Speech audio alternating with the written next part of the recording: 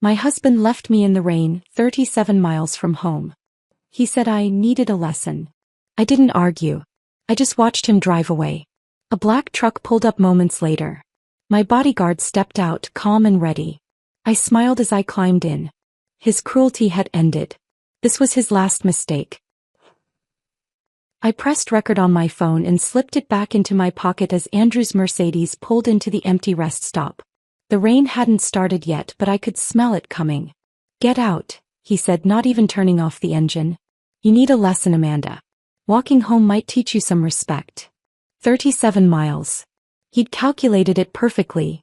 Too far for an Uber, too remote for public transport. What he didn't know was that I'd been recording everything for 8 months, and Marcus was already parked behind the abandoned gas station, waiting for my signal. The leather seat creaked as I turned to face him. Andrew's jaw was set in that familiar line of satisfaction, the one he wore when closing a particularly ruthless deal at his hedge fund. 3 hours ago, we'd been sitting in Morton's steakhouse celebrating our anniversary. Now he was abandoning me on a remote stretch of highway because I'd asked why $10,000 had disappeared from our joint account. "You're seriously doing this?"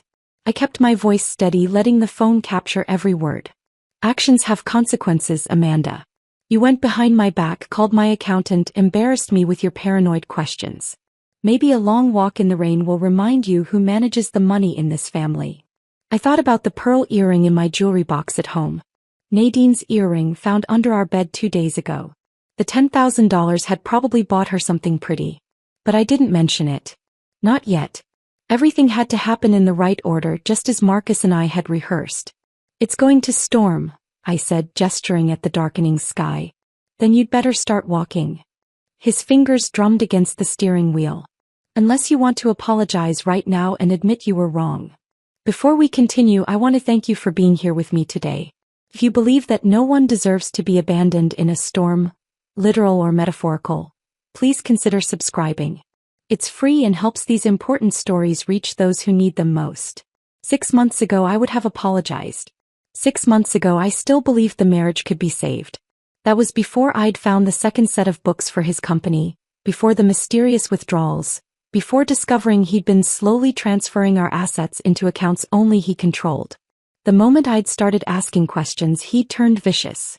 Tonight was his escalation, but it was also his mistake. "I'll walk," I said, opening the door. "Smart choice. Maybe by the time you get home you'll remember your place." I stepped out onto the cracked asphalt. The rest stop had been abandoned for years, just a dark building with boarded windows and a parking lot being reclaimed by weeds. Andrew had chosen it specifically for its isolation. He'd mentioned it last week casually while we were driving past. "Imagine being stranded here," he'd said.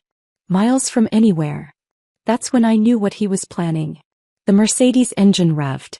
Through the passenger window I could see him checking his phone, probably texting Nadine that the deed was done.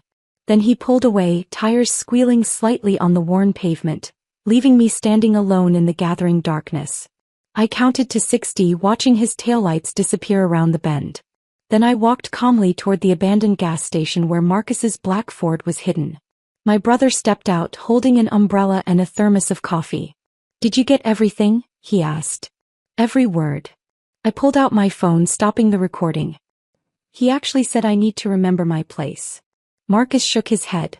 3 years of watching him control you was bad enough. But this.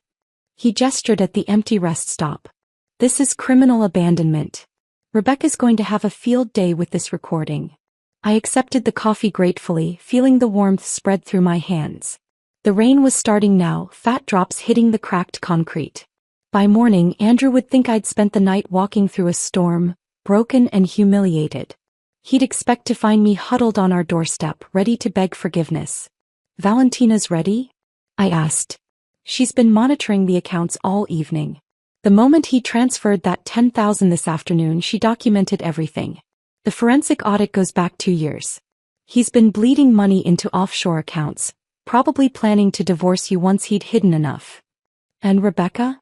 "Filing the emergency papers at 9 tomorrow morning. Abandonment, financial abuse, fraud. She says with tonight's recording plus everything else we've gathered, he won't know what hit him." We climbed into Marcus's truck just as the sky opened up, rain hammering against the windshield. I thought about Andrew driving home, satisfied with his cruel lesson, maybe pouring himself a scotch to celebrate putting his wife in her place. He had no idea that 8 months ago when he'd first started hiding money, I'd hired my own team. Marcus had installed cameras throughout our house under the guise of security upgrades. Valentina, a forensic accountant who specialized in financial abuse cases, had been tracking every penny. Rebecca, one of the city's most ruthless divorce attorneys, had been building a case file that now filled 3 boxes. The house recordings uploaded successfully, Marcus said, checking his phone. We've got him on camera last Tuesday bringing Nadine there while you were at your mother's. They used your bed. I felt something cold settle in my chest. Not heartbreak, that had passed months ago. This was resolve, hard and crystalline. He's been planning this for a while, I said. The escalation, the financial control, the isolation from friends. Classic abuse patterns. Rebecca says judges don't look kindly on husbands who abandon their wives as punishment. Marcus drove carefully through the storm, taking back roads to avoid any possibility of Andrew seeing us. We'd planned this route weeks ago, even doing practice runs. Every detail mattered. The hotel room was booked under my maiden name, paid for with cash Marcus had withdrawn gradually over 2 months. The clothes I'd need were already there, along with copies of all the documentation. You know he'll come looking for you when you don't show up tonight, Marcus said. Let him. The hotel security cameras will show me checking in alone, soaking wet, traumatized. The front desk clerk will testify that I could barely speak through the tears. Rebecca coached me on exactly what to say and how to act. The rain grew heavier as we drove toward the city. Andrew would be home by now, probably on his second drink, maybe calling Nadine to brag about teaching me a lesson. Tomorrow morning he'd wake up expecting to find me broken. Instead he'd find his assets frozen, his office locked, and federal investigators waiting to discuss the discrepancies Valentina had uncovered in his hedge fund's books. Are you ready for this? Marcus asked as the hotel came into view. I thought about the woman I'd been 3 years ago, independent and successful before Andrew had systematically dismantled my life. I thought about the recording on my phone, his cold voice telling me to get out and walk 37 miles in a storm. I thought about Nadine's earring and the empty bank accounts and the prenup he'd hidden in his office that would have left me with nothing. I've been ready for 8 months, I said. He just gave me the final piece of evidence I needed. Marcus pulled up to the hotel's side entrance.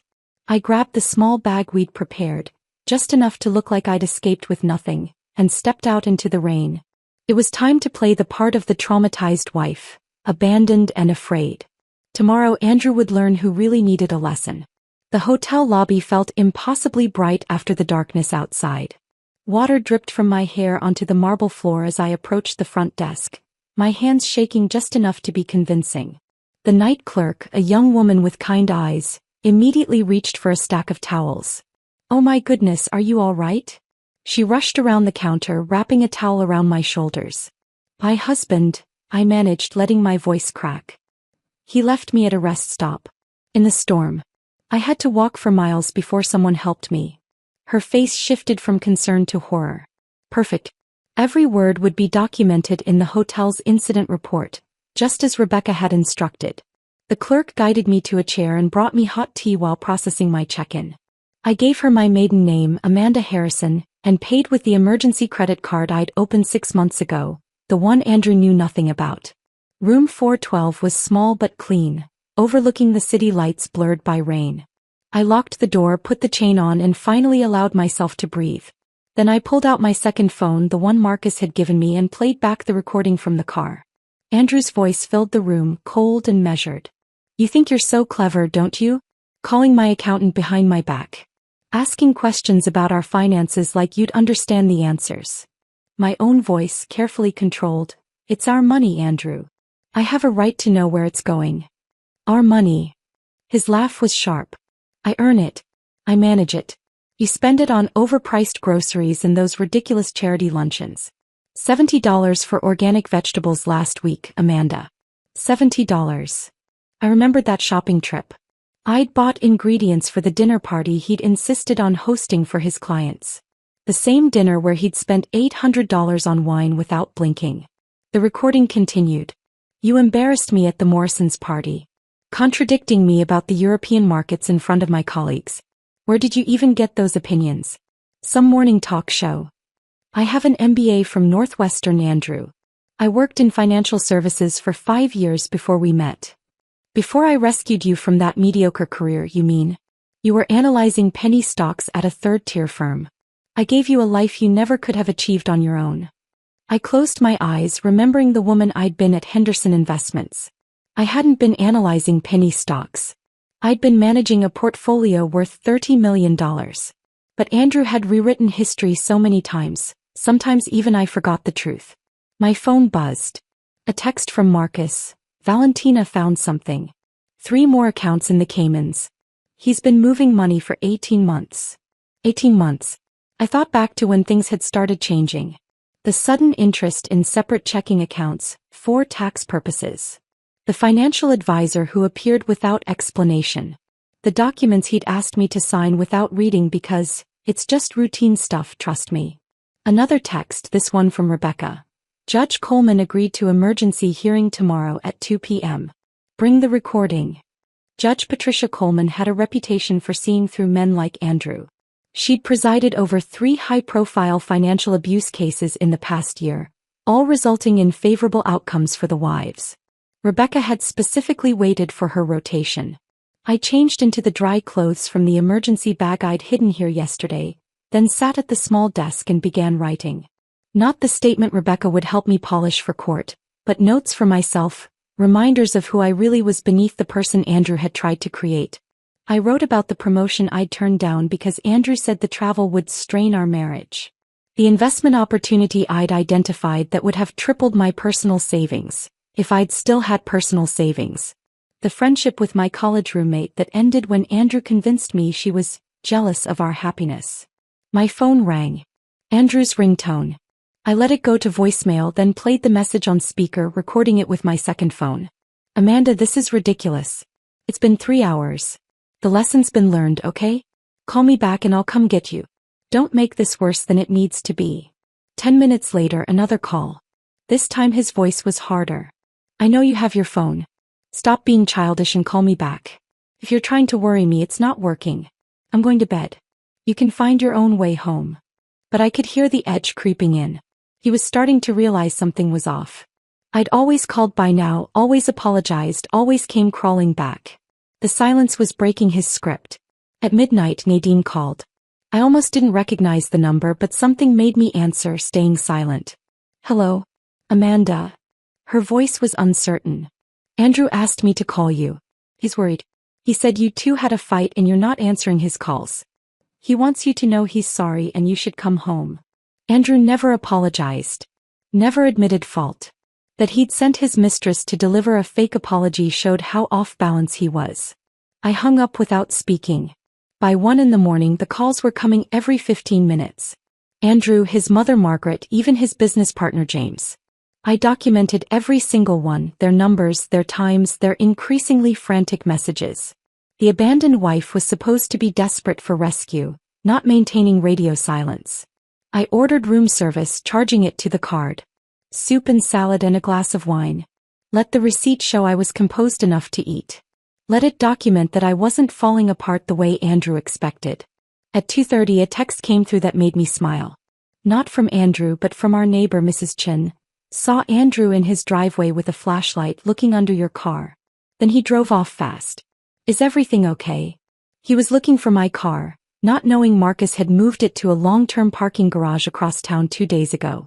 Another piece of evidence that I'd been planning to leave, that his abandonment had simply accelerated my timeline. I pulled the curtains aside and watched the storm rage over the city. Somewhere out there, Andrew was beginning to realize his perfectly controlled world was slipping. He thought he taught me a lesson about power and place. Tomorrow, when the markets opened and he discovered his offshore accounts frozen, when his key card failed at the office, when federal investigators appeared with questions about discrepancies Valentina had uncovered, he'd understand who'd really been teaching whom.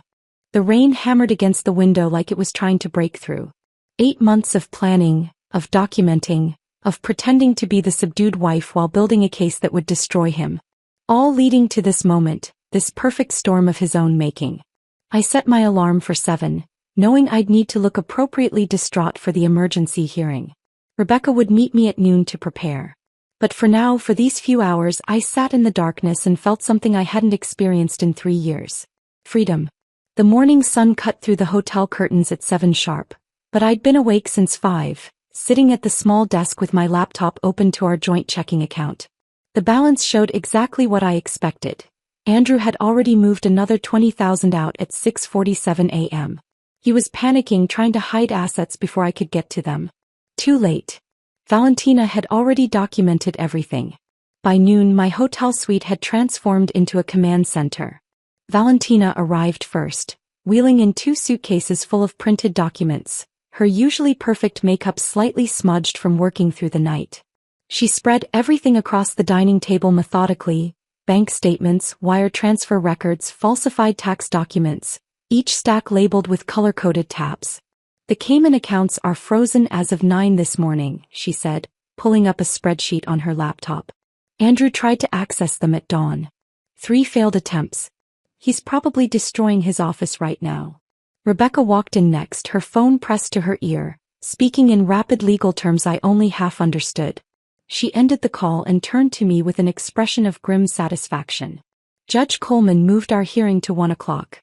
She wants to address this immediately. Also, Andrew hired Richard Blackwood." "The shark?" Marcus asked, entering with a box of surveillance equipment. "The same one who got that pharmaceutical executive off last year. Blackwood doesn't come cheap. Andrew must have liquidated something significant to afford him." I felt a flutter of concern, but Rebecca placed a steady hand on my shoulder. "Blackwood's good, but he can't argue with video evidence and financial records. Plus, he's walking into this cold. We've had 8 months to prepare." Marcus connected his laptop to the suite's television and pulled up the surveillance footage from our home. "I've compiled the highlights, if you can call them that. Fair warning, Amanda, this isn't easy to watch." The first clip showed Andrew in his study at 2 a.m. 3 weeks ago. I'd been asleep upstairs, knocked out by the sleeping pills he'd started suggesting I take for my anxiety. On screen, Andrew carefully photographed documents from our safe, then placed them back exactly as they were. The documents were our joint investment portfolios, my mother's power of attorney forms, and the deed to the lake house my grandmother had left me. "He's been building a duplicate file," Valentina explained, "creating forgeries with subtle changes. If you hadn't caught this, he could have slowly replaced the originals." The next clip was worse. Andrew and Nadine in our living room 2 months ago when he told me he was at a client dinner.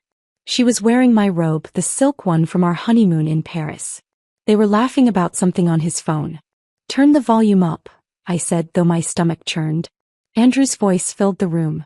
She actually believed me when I said the conference was mandatory. "I've trained her well. A few more months and I'll have everything transferred. Then we can stop this charade." Nadine's giggle was like nails on glass.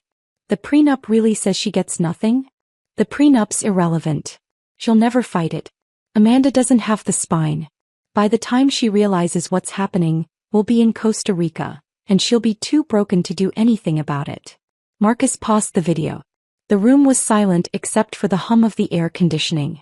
I stood up, walked to the window and stared at the city below. Somewhere out there, Andrew was probably in his office trying to figure out why his computer access was revoked, why his assistant couldn't reach the bank, why everything was falling apart. "There's more," Marcus said quietly. "Do you want to see it?" I nodded. The next clip showed Andrew on the phone in our garage, pacing between our cars. The timestamp showed last Tuesday when I'd been at my book club. "Jennifer's been perfect," he was saying. "She has no idea I'm recording our conversations. Every detail about Amanda's mother's estate, the Alzheimer's diagnosis they're hiding, the trust fund from their father. It's worth nearly $2 million and Amanda doesn't even know it exists." My legs felt weak.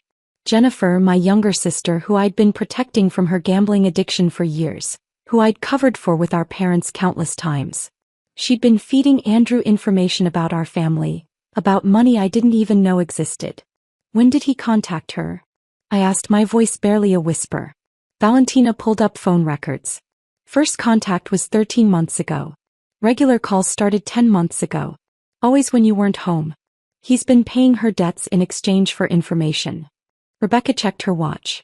We need to leave for court in 30 minutes. Amanda, are you ready for this? Seeing him today. I turned from the window. Show me the rest first. I need to know everything. Marcus clicked to another folder. These are from his office computer.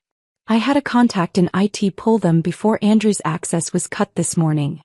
The screen filled with emails between Andrew and his attorney, dated 6 months ago. The subject line read, Project Fresh Start. Inside were detailed plans for divorcing me, including psychological tactics to make me doubt myself, financial moves to leave me destitute, and even suggestions for gradually increasing emotional abuse to make me more compliant during proceedings. One line stood out. The key is to make her believe she's going crazy. Gaslight consistently. Hide things, deny conversations, contradict her memories. By the time we file, she'll be too unstable to fight effectively. I thought about all the times over the past year when Andrew had told me I was misremembering things. The dinner reservation I'd made that he swore I'd never told him about. The conversation about visiting my parents that he claimed never happened. The jewelry that went missing, then reappeared in strange places. I'd started writing things down secretly, thinking I was losing my mind. He was following a playbook, Rebecca said. This attorney, Douglas Stern, specializes in high-net-worth divorces where one spouse wants to leave the other with nothing. He's currently under investigation by the bar for ethics violations. Valentina pulled up one final document. This is what triggered our emergency filing this morning. Andrew transferred $3.2 million from his hedge fund's client accounts into a personal account in Panama yesterday afternoon. Right before he abandoned you. He must have thought he'd have more time before anyone noticed. He was running, I said, understanding flooding through me. The abandonment wasn't just about control. He knew something was closing in. The SEC received an anonymous tip yesterday morning, Rebecca said with a slight smile, about irregularities in his fund's reporting. I looked at her. Valentina actually. Once she documented the embezzlement, we had an obligation to report it. The weight of Andrew's crimes was staggering. This wasn't just about our marriage or his affair. He was a criminal who'd been using me as cover while he pillaged client accounts and prepared his escape. The man I'd shared a bed with for 3 years was capable of destroying not just me, but dozens of innocent investors who'd trusted him with their retirement savings. Judge Coleman needs to see all of this, I said, gathering my strength. Every document, every recording, every piece of evidence. Rebecca smiled, the kind of smile that reminded me why she'd never lost a financial abuse case. She'll see it all. And then Andrew Mitchell is going to learn what it feels like to lose everything. The courthouse corridors were marble and mahogany, designed to intimidate. I walked through them in my sharpest suit, the navy one Andrew had never seen because I'd bought it last month specifically for this moment. Rebecca walked beside me, briefcase in hand, while Marcus flanked my other side. We entered courtroom 4B at exactly 12:55 p.m. Andrew was already there, seated beside Richard Blackwood, whose $1,000 haircut couldn't hide the stress lines around his eyes. Andrew looked smaller somehow, his usual commanding presence diminished by wrinkled clothes and shadows under his eyes. He'd clearly slept in his office. When he saw me, his expression shifted from exhaustion to pure rage. All rise, the bailiff announced. Judge Patricia Coleman entered, her black robes adding gravity to an already tense atmosphere. She took her seat and immediately began reviewing the documents before her, reading glasses perched on her nose. We're here for an emergency petition filed by Amanda Mitchell regarding marital assets and spousal abandonment, she began, her voice carrying the authority of someone who'd seen every type of marital disaster. Mr. Blackwood, I see you've just been retained this morning. Yes, Your Honor. We request a continuance to properly review. Denied. Your client allegedly abandoned his wife in dangerous conditions last night. Time is of the essence. He turned to Rebecca. Counselor, present your evidence. Rebecca stood, smooth as silk. Your Honor, at approximately 8:47 p.m. yesterday, Andrew Mitchell deliberately abandoned his wife at a rest stop 37 miles from their home during a severe storm. We have audio recording of the incident. She played the recording through the courtroom speakers. Andrew's voice filled the space, cold and clear. You need a lesson, Amanda. Walking home might teach you some respect. I watched Andrew's face go white. Blackwood leaned over, whispering furiously. Andrew shook his head, gesturing wildly with his hands. Furthermore, Rebecca continued, Mr. Mitchell has been systematically hiding marital assets for 18 months. We have documentation of offshore accounts totaling $8 million, and evidence of embezzlement from his hedge fund totaling $3.2 million. Objection. Blackwood stood. These are unsubstantiated allegations. Then let's substantiate them, Rebecca said calmly, producing a stack of bank documents. Exhibit A through F, Your Honor. Wire transfers to accounts in the Cayman Islands, all initiated by Mr. Mitchell without his wife's knowledge or consent. Judge Coleman reviewed the documents, her expression growing darker with each page. Mr. Mitchell, did you abandon your wife last night? Andrew stood, straightening his tie. Your Honor, there was a misunderstanding. My wife and I had an argument. It's a yes or no question, Mr. Mitchell. I left her at a rest stop, but during a storm? 37 miles from home. She had her phone. She could have called someone. The judge's eyebrows rose. How considerate of you. She turned back to Rebecca. Continue. Rebecca pulled up financial records on the courtroom screen. Mr. Mitchell has also been conducting an extramarital affair with his assistant, Nadine Rodriguez, using marital funds to purchase gifts and fund trips. This includes a pearl necklace valued at $12,000, reported as stolen to insurance but actually given to Ms. Rodriguez. My phone buzzed. A text from Marcus. He's here.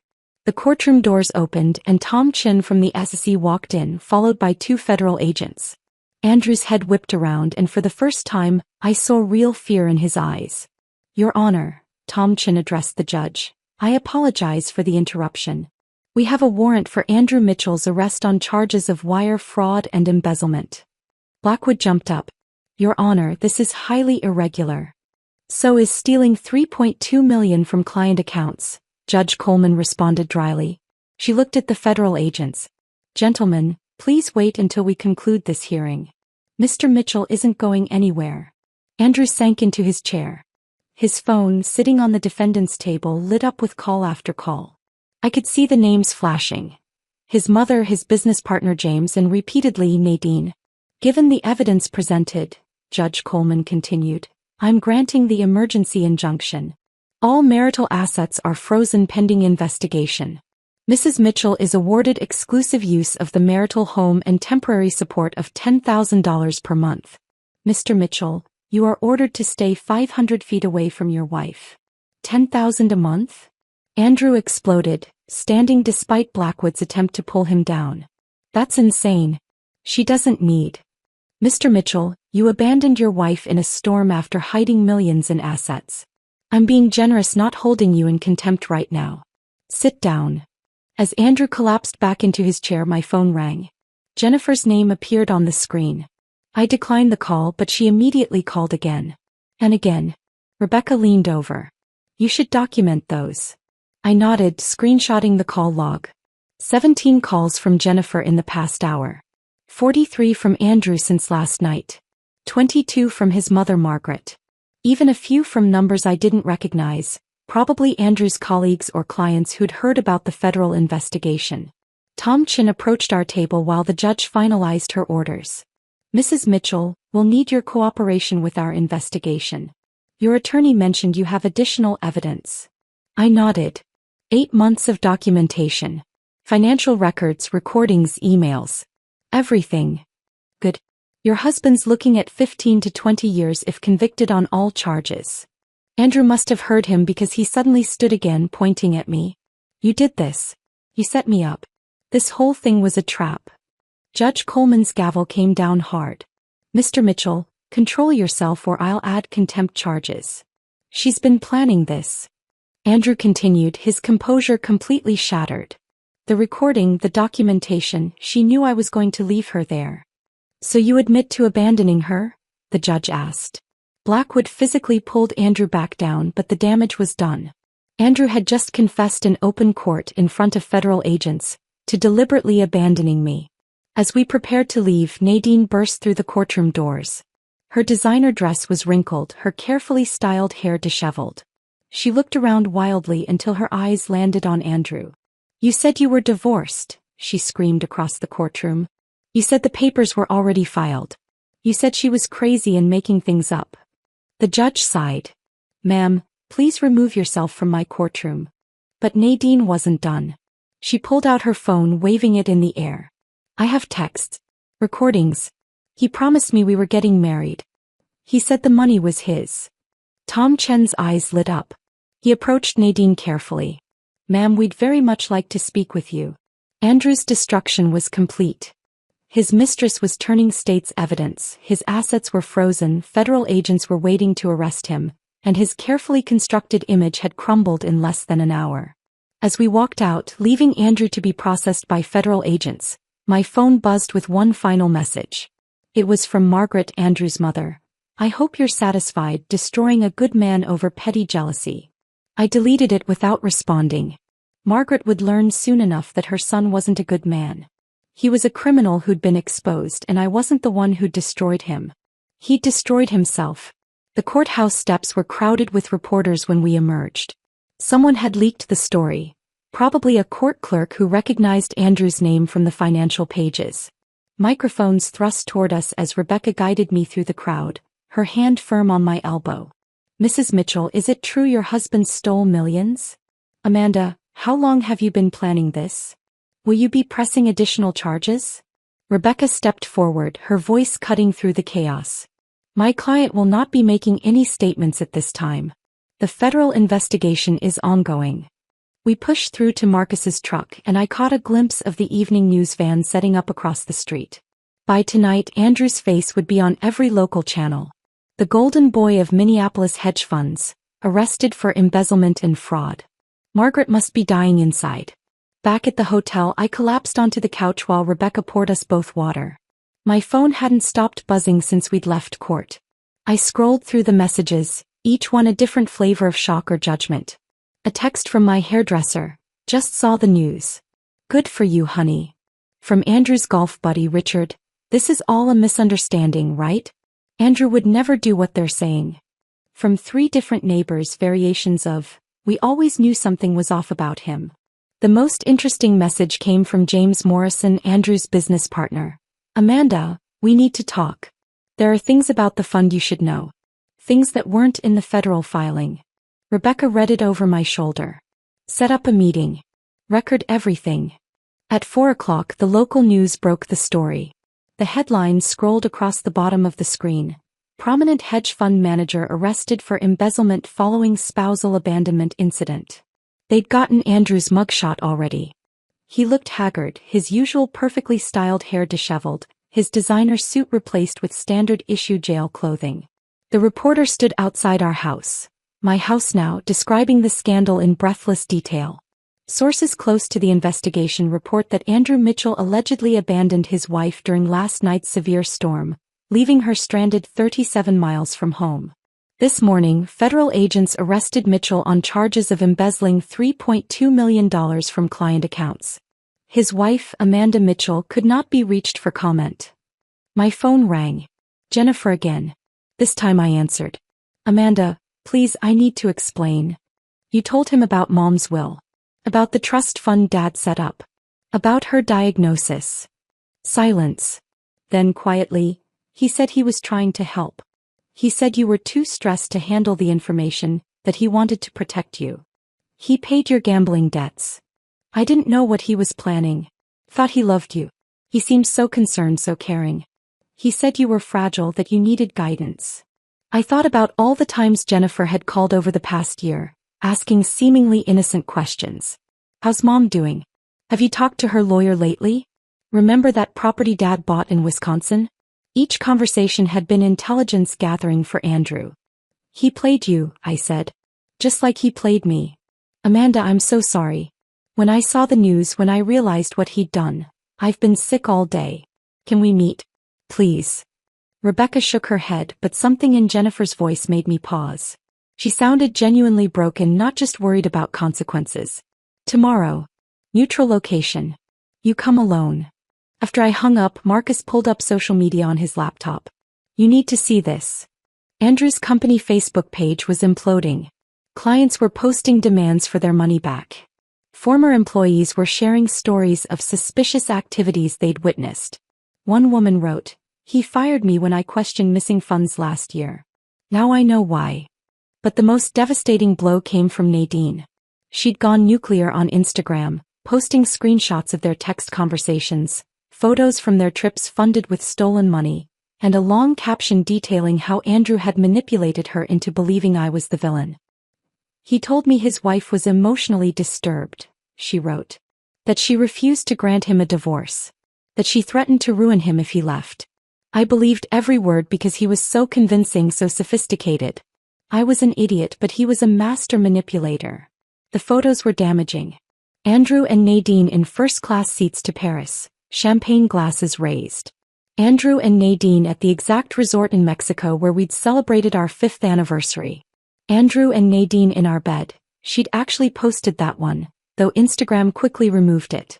By 6 o'clock, Andrew's mother Margaret had released a statement through her lawyer. Rebecca read it aloud, barely containing her laughter. "The Mitchell family is shocked by these allegations. We believe this is a coordinated attack orchestrated by a vindictive spouse seeking financial gain. Andrew Mitchell is an upstanding member of the community who has been victimized by a calculating woman who married him for his money." "She's really going with that angle?" Marcus asked. "After what everyone heard her say in court?" My phone rang again. This time it was a number I didn't recognize. Against Rebecca's advice, I answered. "Mrs. Mitchell? This is Patricia Huang from the Wall Street Journal. We're running a story about systematic fraud in boutique hedge funds. Your husband's case is part of a larger pattern we've been investigating. Would you be willing to share your experience?" Rebecca took the phone. "This is Amanda Mitchell's attorney. All press inquiries should be directed to my office." She hung up and turned to me. "By tomorrow this will be national news. Andrew didn't just destroy himself, he's taking down an entire network of corrupt fund managers. The FBI is expanding their investigation." I walked to the window looking out at the city lights. Somewhere in Federal Holding, Andrew was probably meeting with Blackwood trying to figure out how to spin this. But there was no spinning video evidence, recorded confessions, and millions in stolen money. My phone lit up with one more message, this one from David Brennan, Andrew's biggest client. "Mrs. Mitchell, I want you to know that several of us victims are pursuing civil suits against your husband.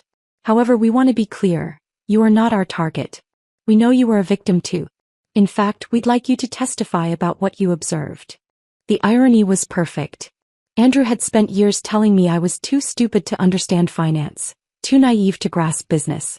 Now his former clients wanted my testimony to help bury him. As the sun set over Minneapolis, painting the sky the color of justice, I realized that Andrew's public downfall was just beginning. Tomorrow there would be more headlines, more revelations, more people coming forward with stories about the man they trusted with their money. But tonight, for the first time in 3 years, I sat in peaceful silence, no longer afraid of his footsteps, his moods, his cruel words designed to keep me small. The man who'd abandoned me in the rain had created his own storm, and now he was drowning in it. The next morning brought a knock at my hotel door that I wasn't expecting. Through the peephole, I saw Jennifer standing in the hallway, her usually perfect appearance completely undone. Her hands shook as she clutched a manila envelope to her chest, and her eyes were red-rimmed from crying. I opened the door but didn't invite her in. I thought we agreed to meet at a neutral location. I couldn't wait. "Amanda, please. There are things you need to know right now. Before the FBI talks to me this afternoon." Marcus appeared in the doorway of the adjoining room, alert and protective. I nodded to him that it was okay, then let Jennifer inside. She sat on the edge of the couch, placing the envelope on the coffee table with trembling fingers. "Andrew first contacted me 13 months ago," she began, her voice barely above a whisper. "He knew about the gambling. I don't know how he found out, but he knew I owed $47,000 to some very unforgiving people. He offered to pay it all, no questions asked, if I just answered some questions about our family finances. And you agreed." My voice was flat, controlled. I was desperate. They were threatening to go to my employer to ruin my career. Andrew seemed like he genuinely wanted to help. He said you were too proud to ask our parents for money, that he wanted to surprise you by solving family problems behind the scenes. She opened the envelope and pulled out a stack of printed emails. "These are our conversations. Every one of them. I printed them all last night when I realized what he'd really been doing. I picked up the first email dated over a year ago. Andrew's tone was warm, concerned, brotherly even. He wrote about wanting to be a better husband, wanting to understand my family dynamics so he could support me better. The manipulation was masterful.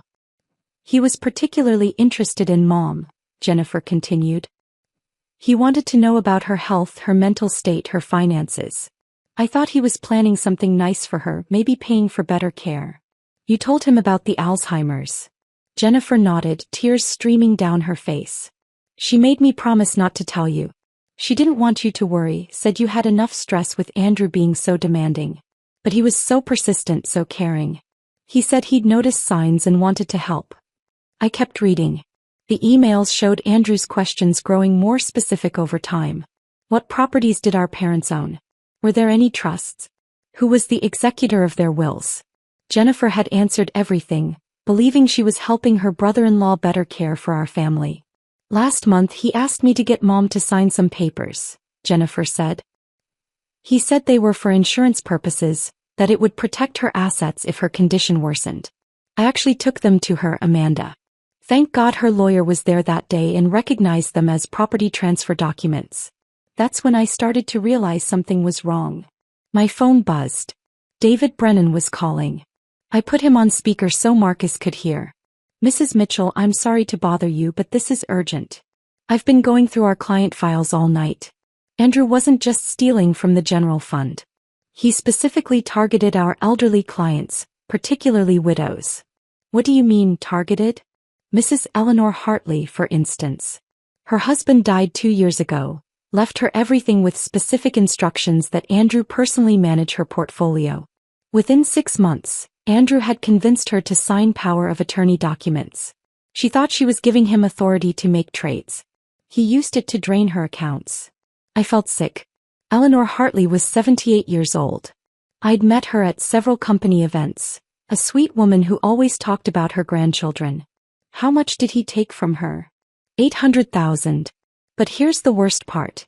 He convinced her she was developing memory problems, that she was forgetting conversations about withdrawals she'd authorized. He gaslit an elderly woman into believing she had dementia. Marcus was already taking notes, documenting everything for Rebecca. This changed the entire scope of the case. Andrew wasn't just a white-collar criminal. He was a predator who specifically hunted vulnerable people. I have recordings, David continued. I started secretly recording our partnership meetings 2 years ago when I noticed discrepancies. I was building a case to take to the authorities, but I was scared. Andrew had connections everywhere. But now that he's already in custody, I want to provide everything I have. After David hung up, Jennifer pulled out one more document from her envelope. There's something else. About Dad's estate.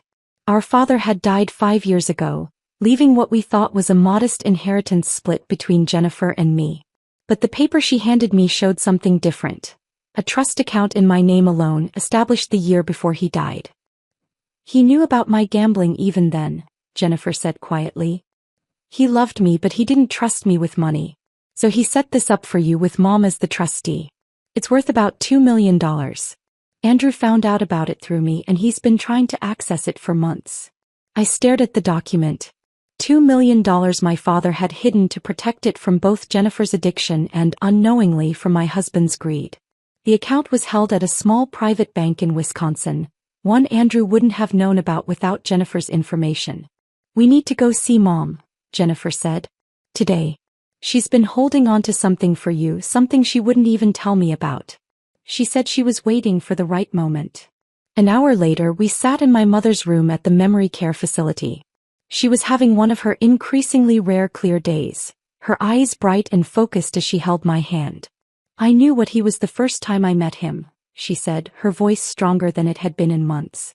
The way he looked at our house, evaluating everything like he was cataloging assets. The way he steered conversations toward money. Your father saw it too. She reached into her bedside drawer and pulled out a small key. Safety deposit box. First National Bank on Hennepin. Your father put things there the week before he died. Documents. Evidence. Evidence of what, Mom? Andrew tried to forge your signature last year. Loan documents, property transfers. The bank manager was your father's friend. He called me, sent me copies of everything. It's all in the box. I took the key, feeling its weight. My father had been protecting me even from beyond the grave, and my mother had been standing guard over that protection despite her declining memory. There's more, Mom said, her grip tightening on my hand. The FBI came here yesterday. Not about Andrew's arrest, about something bigger. They said his name came up in an investigation that's been running for 3 years. A network of fund managers who've been systematically defrauding elderly clients across 5 states. The room felt suddenly airless. Andrew's abandonment of me in the rain wasn't just about control or cruelty. He'd known the FBI was closing in.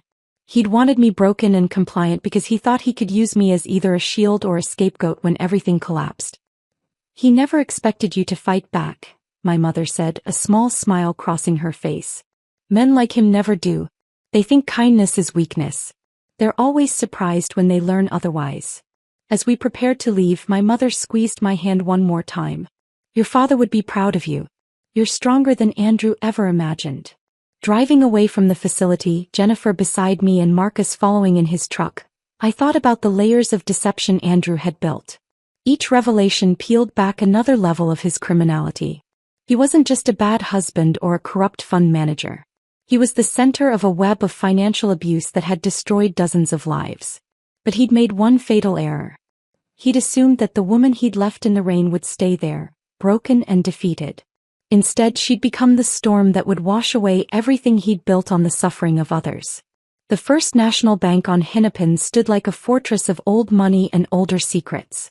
Jennifer waited in the car while Marcus accompanied me inside, where the safety deposit box my mother had protected waited in a climate-controlled vault. The bank manager, Mr. Paulson, remembered my father well and handled the key with the reverence of someone who understood he was part of something significant. Inside the box lay a stack of documents that made my hands tremble. Forged loan applications with my signature, dated 6 months ago. Property transfer papers for my grandmother's lake house, which Andrew had apparently tried to sell without my knowledge. Bank statements from accounts I'd never seen, opened in my name but controlled by Andrew. My father had somehow obtained copies of everything, his handwriting on sticky notes explaining what each document meant. One note, attached to a forged power of attorney document, simply read, "He will try to take everything. Don't let him." Marcus photographed every page while I sat in stunned silence. The scope of Andrew's betrayal kept expanding, like ink spreading through water. This wasn't just about our marriage or even the stolen millions. He'd been systematically working to erase my financial existence, to make me completely dependent on him or worse, to frame me for his crimes if necessary. 4 months later, I walked into the federal courthouse for the first day of Andrew's criminal trial. The media attention had only intensified since his arrest. News vans lined the street. Reporters called out questions I didn't answer. I wore a charcoal gray suit that had never seen the inside of our shared closet, bought specifically for this moment. Professional, dignified, expensive enough to show I wasn't broken. Andrew sat at the defendant's table in a suit that no longer fit properly. He'd lost weight in federal custody, and his formerly perfect hair had grown out awkwardly. When our eyes met across the courtroom, I smiled, the same serene smile I used to give him over morning coffee when he'd lecture me about my spending. But now that smile carried the weight of everything I knew and everything he was about to lose. The prosecutor, Assistant U.S. Attorney Michael Torres, laid out the case methodically. 12 counts of wire fraud. 2 counts of elder abuse. 1 count of conspiracy to commit financial crimes. The evidence was overwhelming. Doctored books, hidden accounts, forged documents, recorded conversations where Andrew explicitly discussed stealing from clients. For 11 days, witness after witness took the stand. Elderly clients described how Andrew had convinced them to sign documents they didn't understand. Former employees testified about being ordered to falsify records.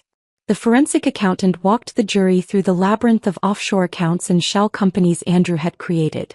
On day 12, the courtroom doors opened and Nadine Rodriguez walked in.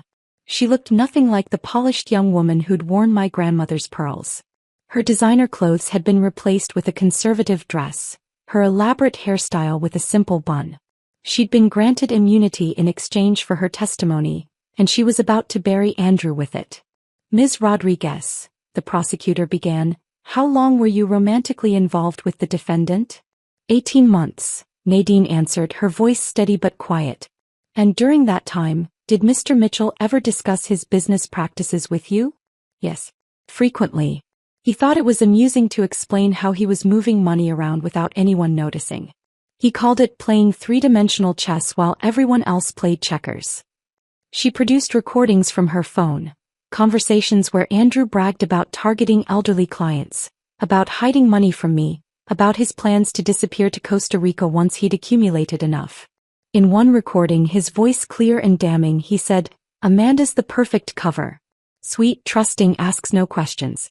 By the time she figures out what's happening, I'll be gone and she'll be left holding the bag." But Nadine's most devastating revelation came near the end of her testimony. 3 weeks before his arrest, Andrew told me he was planning to leave me too.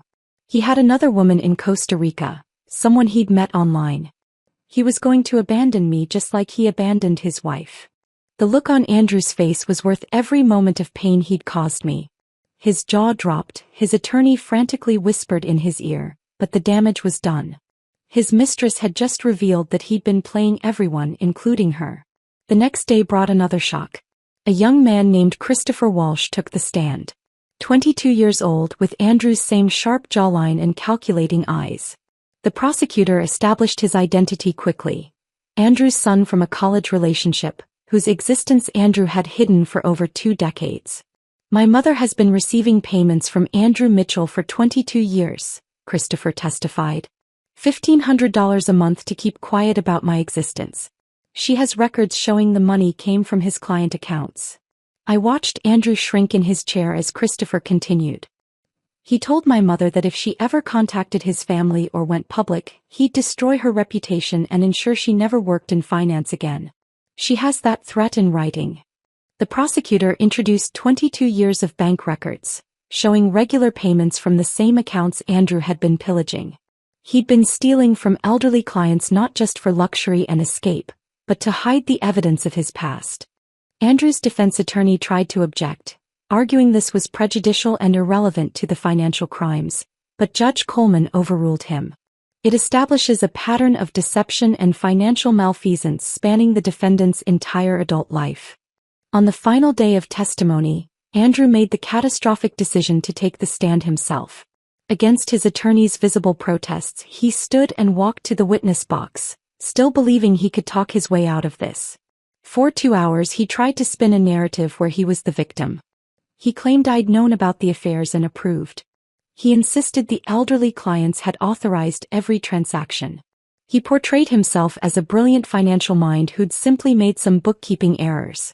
Then the prosecutor began his cross-examination, and Andrew's composure cracked like ice under pressure. When confronted with the recordings, he claimed they were taken out of context. When shown the forged documents, he suggested I might have created them. When presented with evidence of the hush money to Christopher's mother, he actually said, "That was a personal matter unrelated to my business." The jury deliberated for less than 3 hours. As the foreman stood to read the verdict, I held Marcus's hand on one side and Rebecca's on the other. On count 1 wire fraud, we find the defendant guilty. On count 2 wire fraud, we find the defendant guilty. By the time they reached count 15, Andrew had put his head in his hands. Guilty on all charges. The man who'd left me in the rain 37 miles from home was about to learn what real abandonment felt like. 2 weeks later we returned for sentencing. Judge Coleman, the same woman who'd overseen our emergency hearing months ago, looked down at Andrew with undisguised contempt. "Mr. Mitchell, you targeted the most vulnerable members of society. You betrayed the trust of clients, colleagues, and family. You showed no remorse, accepting no responsibility even when confronted with overwhelming evidence of your crimes. This court sentences you to 96 months in federal prison without the possibility of early release." 8 years. Andrew would spend 8 years behind bars. As the bailiffs prepared to lead him away, he turned to me one last time. "This isn't over," he mouthed. I stood and spoke clearly, knowing the courtroom microphones would capture every word. "You're right. The civil suits start next month." The bailiffs led Andrew away in shackles, and I walked out of the courthouse into a September afternoon that felt like the first day of spring. The civil suits would indeed start next month, with 17 of Andrew's victims seeking restitution, but that was Rebecca's battlefield now. I had something more important to build. The whistleblower reward came through 6 weeks after Andrew's sentencing, $1.2 million for providing information that led to the recovery of stolen funds. Combined with the assets the court awarded me and the trust fund my father had protected, I suddenly had the resources to do something meaningful with the pain Andrew had caused. Marcus found the building first, a renovated Victorian in Minneapolis's Whittier neighborhood that had previously housed a law firm. 3 stories, 8 offices, a conference room large enough for group sessions, and most importantly, multiple exits. Something women escaping dangerous situations would need. We signed the lease on a Thursday. By Monday, the Phoenix Foundation had its home. "We need proper security systems," Marcus said, walking through the empty rooms with his tablet making notes. "Panic buttons in every office, secured entry, surveillance that actually protects people instead of monitoring them." Valentina arrived with boxes of filing systems and encryption software. "I've already had 3 forensic accountants reach out wanting to volunteer their services. Word's spreading in the financial community about what we're doing." Rebecca had taken a leave of absence from her practice to help establish our legal aid program. "We need to be careful about how we structure this," she said, spreading incorporation documents across the conference table. "We're going to be dealing with dangerous situations, angry spouses, potential legal retaliation. Everything has to be bulletproof." Within a month, we had our first client. Maria, a teacher whose husband had hidden their savings and threatened to report her to immigration services if she tried to leave, even though she was a citizen. Valentina found the money. Rebecca filed the papers. Marcus arranged safe transportation. I sat with Maria while she cried, remembering my own tears in that hotel room the night Andrew abandoned me. Jennifer arrived at the foundation on a rainy Tuesday, 3 months sober and carrying a box of donuts as a peace offering. "I want to help," she said simply. "I know what it's like to be manipulated, to be so desperate you betray people you love. Maybe I can help others see the signs before it's too late." We started her as a volunteer, answering phones and filing paperwork. But Jennifer had a gift for talking to women who called in crisis. She understood desperation and shame in ways that even trained counselors sometimes missed. Within 6 months, she was running our support groups, sharing her story of how Andrew had exploited her addiction to gather information, helping others recognize when they were being used. My mother came to visit on one of her clear days, Marcus driving her carefully through the city she'd once known so well. She sat in my office, looking at the framed photos on the walls. Women who'd given permission to share their success stories, faces beaming as they stood in front of new apartments, at graduation ceremonies, with children they'd managed to keep safe. "Your father would be so proud," she said, touching a photo of a woman who'd escaped with 3 children and was now in nursing school. "He always said the best revenge against cruelty was kindness to others."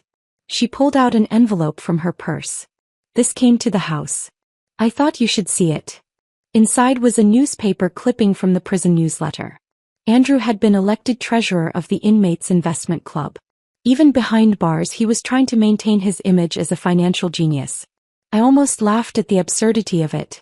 The surprise volunteer came 7 months after the trial. Nadine Rodriguez stood in our reception area, looking nothing like the woman who'd worn my grandmother's pearls. She'd cut her hair short, traded designer clothes for simple slacks and a button-down shirt, and carried herself with a humility I'd never seen before.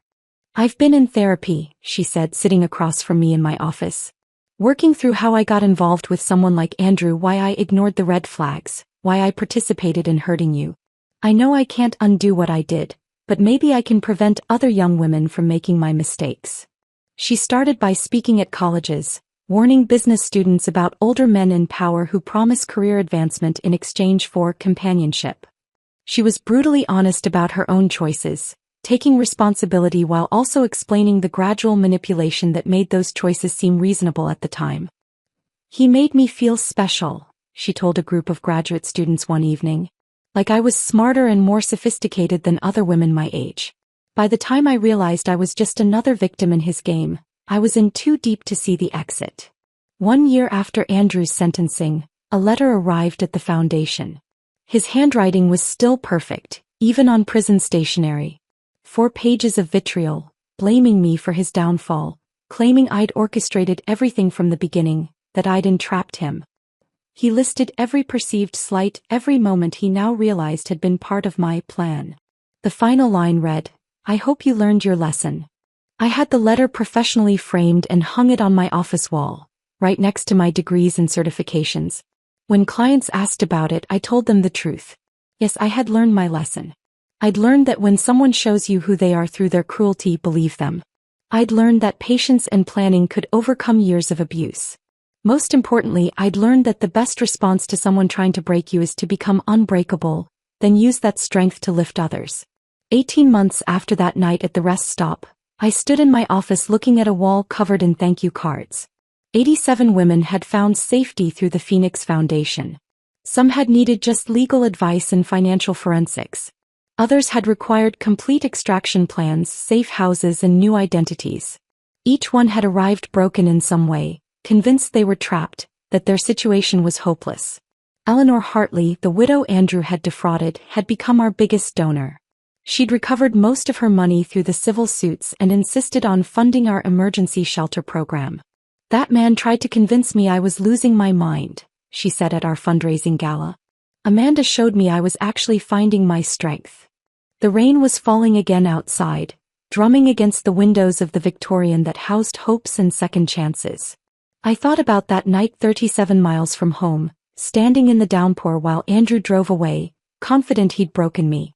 He thought he was teaching me about power and control, about knowing my place.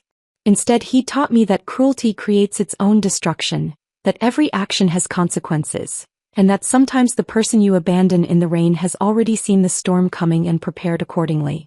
Through the Phoenix Foundation, his act of calculated cruelty had become the catalyst for saving women he never believed deserved saving. The ultimate lesson, the one Andrew never saw coming, wasn't about obedience or respect or knowing one's place. It was about transformation. He tried to leave me powerless in a storm. Instead, I'd become the shelter. If this story of calculated justice kept you on the edge of your seat, hit that like button right now. My favorite part was when Amanda stood in court, wearing the sharp suit Andrew always said made women look too aggressive, and smiled at him with the same serene expression she used to give him over breakfast. What was your favorite moment of sweet revenge?